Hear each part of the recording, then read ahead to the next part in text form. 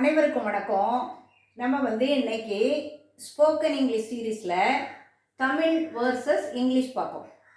ஓகேவா? இங்கே கட்டு அப்படின்னா தமிழ் வேர்டு, ஆனால் இங்கிலீஷில் அது வேறு வேறு வேர்டை நம்ம யூஸ் பண்ணுவோம். பாருங்கள், பெல்ட்டுனாலும் கட்டு தான், டைனாலும் கட்டு தான், அடுத்தது பேனாலும் கட்டு தான்.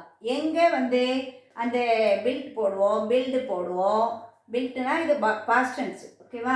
ஹீ பில்ட் த ஹவுஸ், வீட்டுக்குன்னு போடலாம், அல்லது பிரிட்ஜுன்னு போடலாம், அல்லது மாடல் ஏரோப்ளேன் அந்த மாதிரிகளுக்கு என்ன போடணும், பில்டுங்கிறத யூஸ் பண்ணிக்குவோம். ஓகேவா? அதுக்கும் கட்டு தான்.